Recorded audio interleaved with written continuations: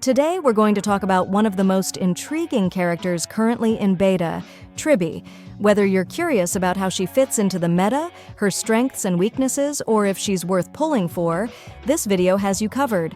I've gathered impressions from beta testers and will break down everything you need to know about Tribby's performance, team synergies, and investment potential. Grab your snacks, and let's get into it. Save up to 23% on the Herta banner at lootbar.gg.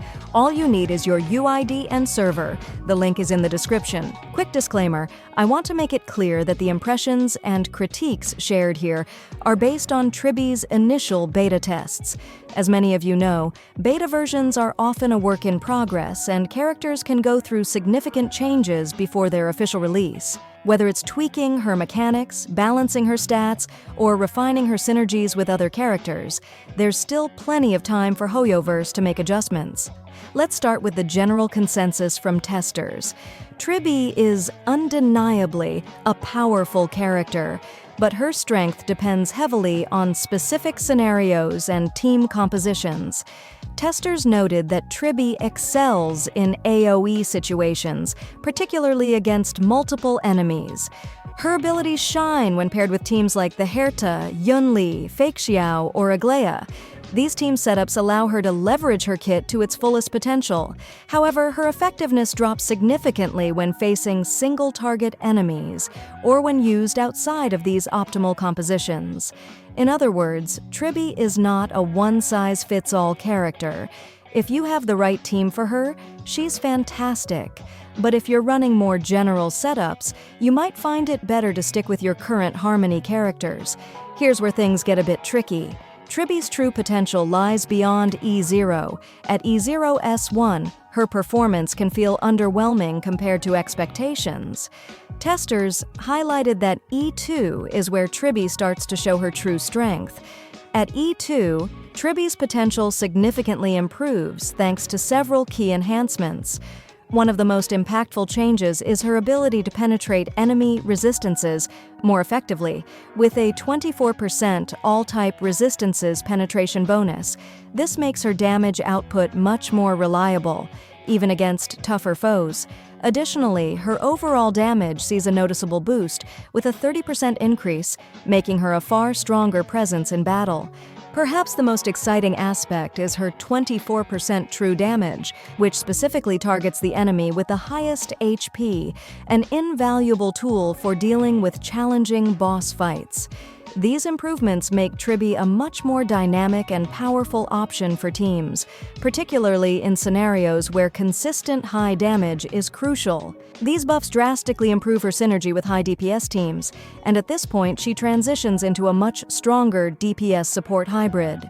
If you're considering Tribby, E2 or higher is where she really becomes worth investing in. Another factor is her signature light cone. While Tribby's base speed is slow, making her turns feel agonizingly delayed, the light cone addresses this by allowing her to activate her ultimate immediately at the start of battle. This gives her a significant edge, not only in terms of utility but also as a DPS contributor. Without this light cone, you might find her overall pacing to be frustrating, especially in faster-paced battles. Tribby's performance is heavily tied to the team she's in. Testers emphasized her synergy with specific setups, particularly the Herta team. In this setup, Tribby fills the gaps where the Herta struggles, particularly in stacking the Herta's interpretation.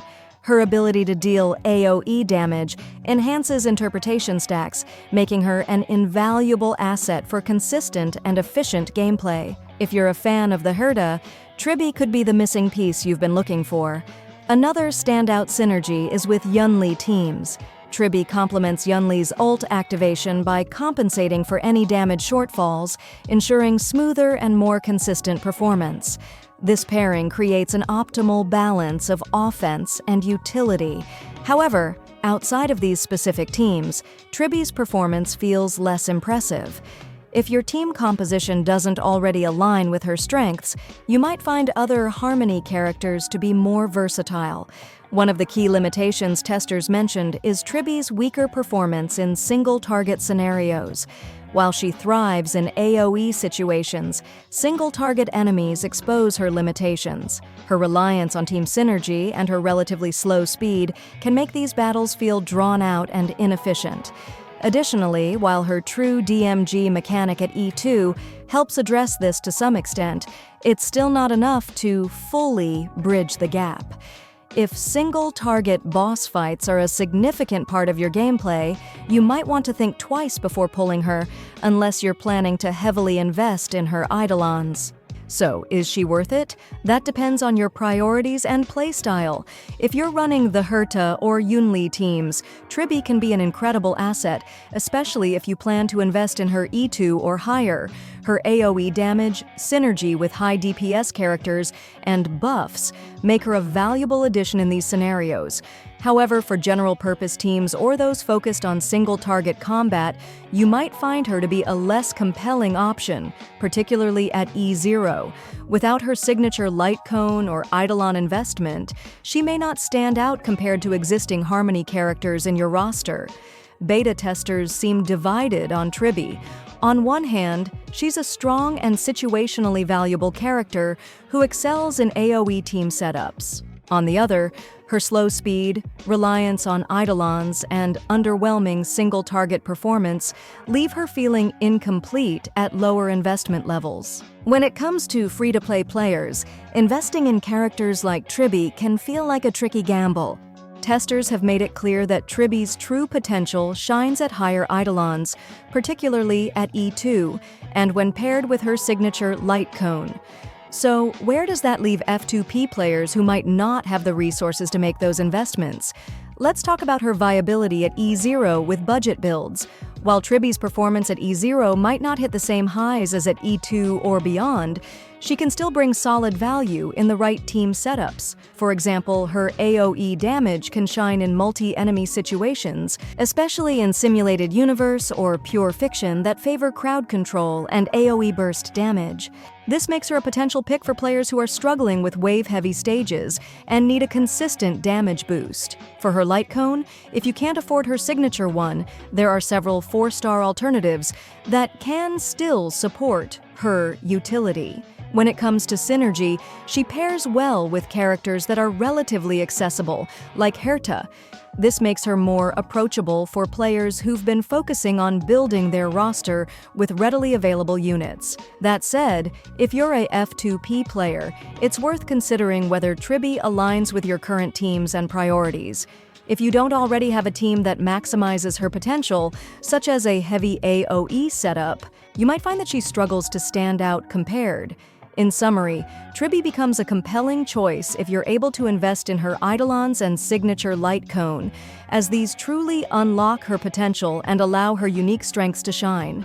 However, for players seeking versatility or planning to keep her at E0, other harmony characters might offer better overall value and synergy for a wider range of team compositions.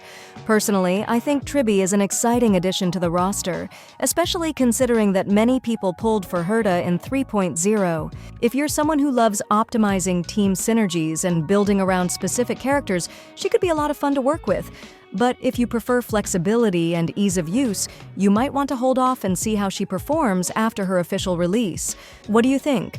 Are you planning to pull for Tribby, or are you waiting for more universal characters? Let me know in the comments below. And as always, if you enjoyed this breakdown, don't forget to like, subscribe, and hit that notification bell for more updates. Thanks for watching, and I'll see you in the next one.